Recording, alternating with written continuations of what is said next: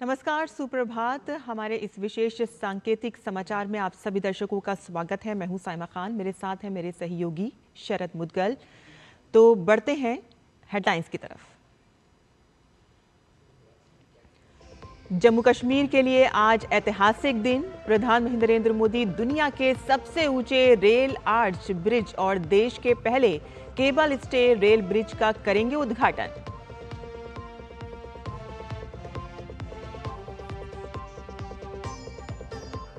प्रधानमंत्री मोदी श्रीनगर कटरा रूट पर वंदे भारत ट्रेनों को दिखाएंगे हरी झंडी। 46,000 करोड़ रुपए से अधिक की विकास परियोजनाओं की शुरुआत भी आज।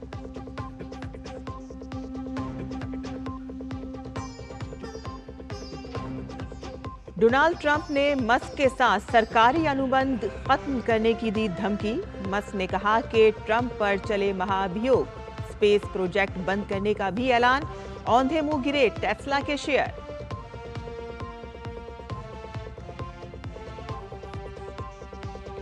अब जर्मनी में पाकिस्तान की पोल खोलेंगे रविशंकर प्रसाद के नेतृत्व वाला भारतीय शिष्टमंडल। वहीं शशि थरूर के डेलीगेशन ने अमेरिकी उपराष्ट्रपति से की आतंकवाद पर चर्चा।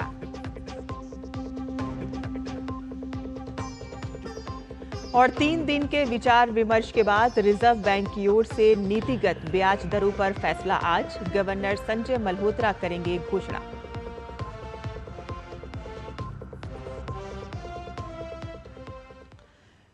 और समाचार अब विस्तार से। आज का दिन जम्मू कश्मीर की प्रगति और विकसित भारत की यात्रा की नई रफ्तार साथ लेकर आ रहा है। प्रधानमंत्री नरेंद्र मोदी आज चिनाब ब्रिज राष्ट्र को समर्पित करेंगे। नदी से 359 मीटर की ऊंचाई पर स्थित ये विश्व का सबसे ऊंचा रेलवे आर्च ब्रिज है। 1315 मीटर लंबा स्टील से बना ये इंजीनियरिंग का चमत्कार है। जम्मू श्रीनगर के बीच मजबूत कनेक्टिविटी की दिशा में ये बड़ा कदम है। इसके बीच यात्रा में लगने वाला समय 2 से 3 घंटे तक कम हो जाएगा और इससे 8वां पीएम देश का पहला केबल स्टेड रेल ब्रिज भी राष्ट्र को समर्पित करेंगे। कटरा बनिहाल रेल खंड पर बने इस ब्रिज का निर्माण मात्र 11 महीने में पूरा किया गया है। नदी तल से 331 मीटर की ऊंचाई पर स्थित और 96 केबलों के सहारे बने इस ब्रिज की लंबाई 725 मीटर है और इसके निर्माण में 8,215 मीट्रिक टन स्टील लगा है।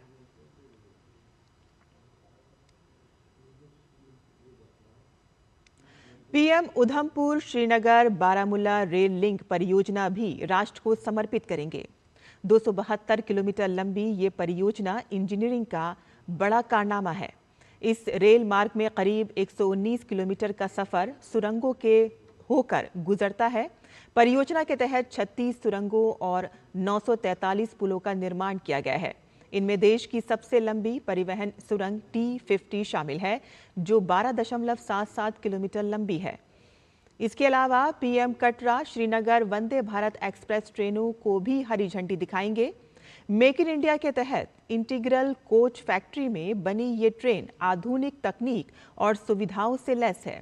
ट्रेन को कश्मीर घाटी की कठिन जलवायु परिस्थितियों में सुगम यात्रा प्रदान करने के लिए डिजाइन किया गया है।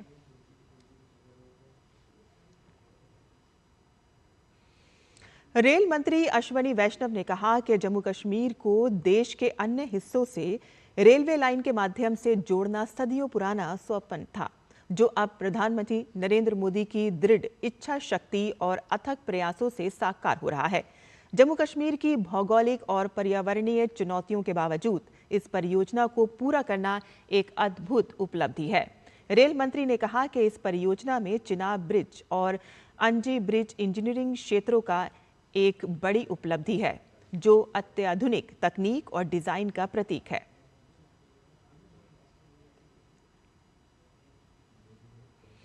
अमेरिका के राष्ट्रपति डोनाल्ड ट्रंप और टेस्ला प्रमुख एलॉन मस्क के बीच तकरार काफी बढ़ गई है। ट्रंप ने एलॉन मस्क के स्पेस एक्स और स्टारलिंक जैसी कंपनियों के सरकारी अनुबंध खत्म करने की धमकी दी है। ट्रंप ने आर्थिक नुकसान का हवाला देते हुए कहा कि बजट में कटौती का सबसे आसान तरीका मस्क की कंपनियों को मिलने वाली अरबों डॉलर की सब्सिडी को खत्म करना है।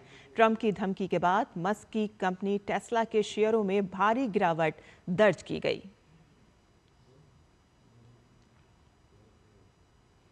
पाकिस्तान प्रायोजित आतंकवाद पर भारत के रुख को दुनिया के सामने रखने के लिए ऑपरेशन सिंदूर आउटरीच कार्यक्रम के तहत भाजपा सांसद रविशंकर प्रसाद के नेतृत्व में सर्वदलीय संसदीय प्रतिनिधिमंडल फ्रांस, इटली, डेनमार्क, यूके की यात्रा के समापन के बाद अब बर्लिन पहुंच गया है, जहां भारत के राजदूत अजीत गुप्ते ने 9 सदस्यीय प्रतिनिधिमंडल का स्वागत किया।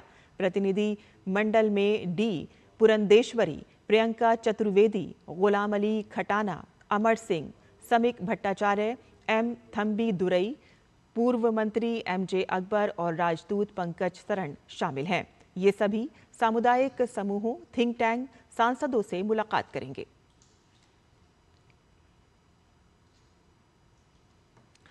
वहीं शशि थरूर के नेतृत्व में अमेरिका में मौजूद सर्वदलीय संसदीय प्रतिनिधिमंडल से मुलाकात में अमेरिकी सांसदों ने भारत के रुख का समर्थन किया है। अमेरिकी उपराष्ट्रपति जेडी वेंस ने शिष्टमंडल ने मुलाकात की, जो बेहद शानदार रही। थरूर ने कहा कि वे गर्मजोशी से स्वागत करने वाले व्यक्ति थे। उनके पास भारत यात्रा की यादें थीं। वे पहलगाम और उसके बाद की घटनाओं पर हमारे रुख के पूरी तरह समर्थक थे और उन्होंने हमारी प्रतिक्रिया के अधिकार को स्वीकार किया। वहीं अमेरिकी सांसदों से बातचीत में शशि थरूर ने कहा कि अगर पाकिस्तान हमें अकेला छोड़ देता है तो हम उन्हें अकेला छोड़कर बहुत खुश होंगे, लेकिन अगर उन्होंने ऐसा फिर से होने दिया या वह इसके भड़कते हैं और इसे निर्देशित करते हैं जैसा कि इस बार हुआ, तो उन पर भी जवाबी हमला किया जाएगा। हम बहुत जोरदार तरीके से जवाब देंगे।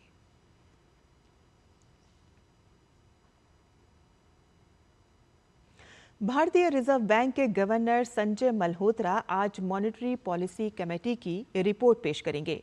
फरवरी और अप्रैल की तरह इस बार भी रेपो रेट में कटौती की उम्मीद जताई जा रही है।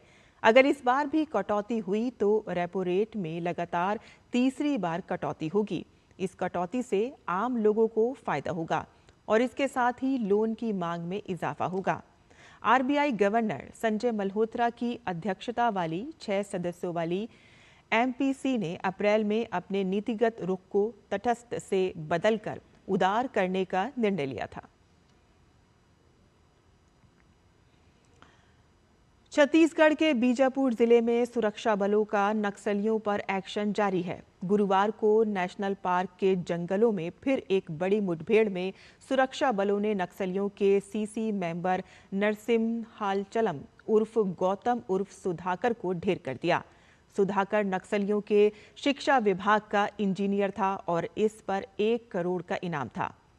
और इससे पहले 21 मई को सुरक्षा बलों ने नक्सलियों के चीफ 1 करोड़ का इनामी नमबाला केशव राव उर्फ बशव राजू उर्फ गनन्ना को मार गिराया था।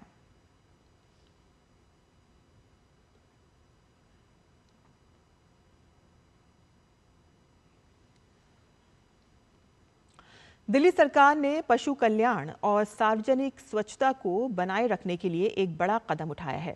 सरकार ने बकरीद को लेकर विशेष एडवाइजरी जारी की है, जिसमें गायें, बछड़े, ऊंट और अन्य प्रतिबंधित जानवरों की अवैध हत्या और कुर्बानी के खिलाफ सख्त निर्देश दिए गए हैं। इसमें कहा गया है कि यदि कोई इन पशुओं की कुर्बानी देता है तो इसे अपराध माना जाएगा। और इसके अलावा सरकार ने कहा कि केवल पूर्व निर्धारित स्लॉटर हाउस के अलावा कहीं भी किसी भी पशु की कुर्बानी गैर कानूनी है। इसके अलावा कुर्बानी की फोटो या वीडियो लेने और सोशल मीडिया पर साझा करने पर भी रोक लगाई गई है। विकास मंत्री कपिल मिश्रा ने सरकार के रुख को रेखांकित करते हुए कहा कि दिल्ली सरकार हमारी सांस्कृतिक और पर्यावरणीय विरासत की रक्षा के लिए प्रतिबद्ध है, जिसमें पशु कल्याण एक अभिन्न हिस्सा है। सरकार ने नियमों का उल्लंघन करने वालों के खिलाफ कड़ी कार्रवाई करने के निर्देश दिए हैं। दिल्ली सरकार की ओर से बकरीद के दौरान कानूनी और स्वच्छ तरीकों को सुनिश्चित करने के लिए सख्त दिशा निर्देश जारी किए गए हैं।